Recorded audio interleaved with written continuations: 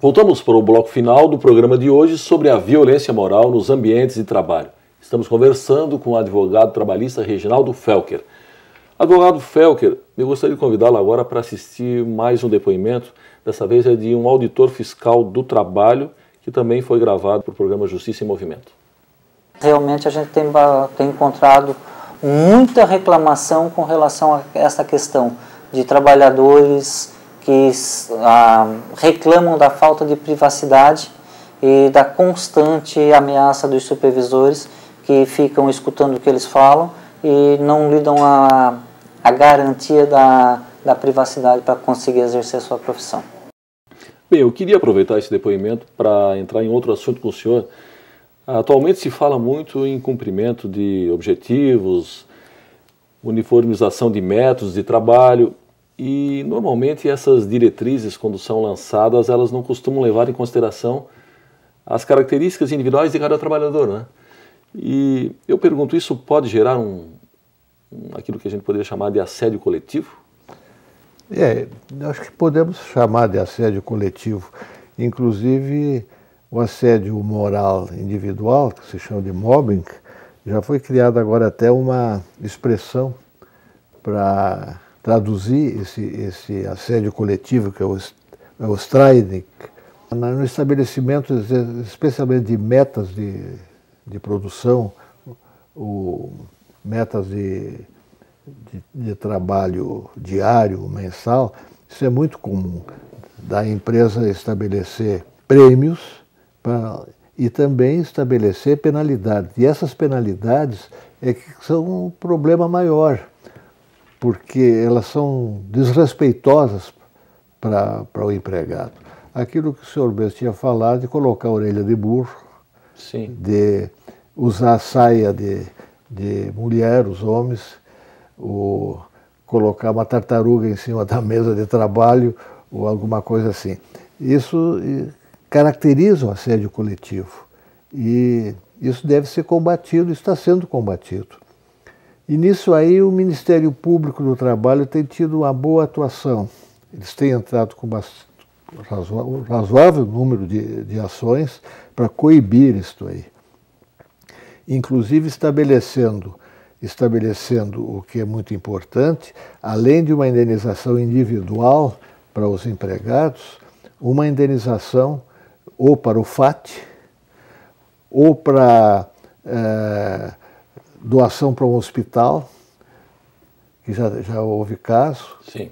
E afinal, no sentido de que a indenização, a penalidade para o ofensor seja bem maior do que aquela quantia em dinheiro que vai ser dada para o ofendido.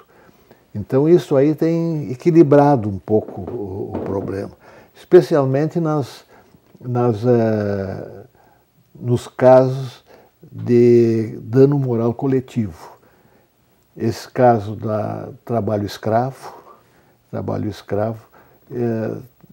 o Ministério Público tem obtido indenizações bem expressivas. Normalmente são dedicadas ao FAT. Bem, já que estamos falando de indenização, eu queria me referir especialmente às indenizações das ações trabalhistas quando há condenação ao pagamento da indenização. O senhor há de concordar comigo que os valores normalmente fixados eles não são muito expressivos. Não, são aviltados. Pois é, e o chamado caráter educativo, pedagógico, que é delegado a esse tipo de pena, ele atinge o alcance pretendido? Não, exatamente, não atinge. Esse é o grande problema agora. E na Justiça do Trabalho, as condenações têm sido inferiores, inclusive, à da Justiça Comum.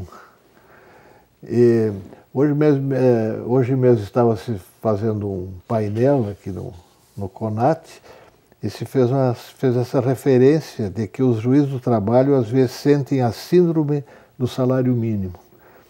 Então eles fazem o cálculo, os critérios, tendo em vista o salário mínimo. Então, às vezes, dão uma indenização de 3 salários mínimos, de 5 salários mínimos, alguma coisa assim, que para as grandes empresas isso não tem nenhum significado. Imagina que seja uma indenização de R$10 mil para uma entidade como o Bradesco, o Itaú ou alguma coisa assim. Então, essa é a meta que hoje está se pretendendo atingir, no sentido de que os juízes tenham mais cuidado nesse aspecto pedagógico da indenização.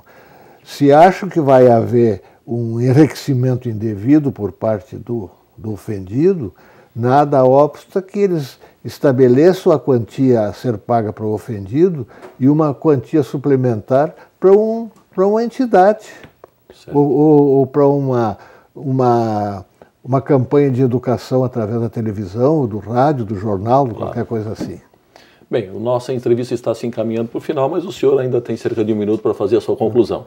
Bom, a minha só seria no sentido de agradecer a oportunidade de estar aqui com o Tribunal de Santa Catarina, um dos mais prestigiados e prestigiosos tribunais trabalhistas do Brasil, e me colocar sempre às ordens no que eu puder ser útil a vocês. Muito obrigado.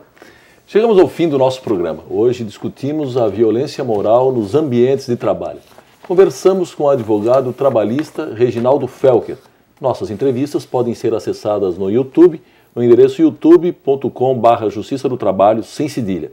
Voltamos semana que vem com mais um tema do seu interesse. Até lá!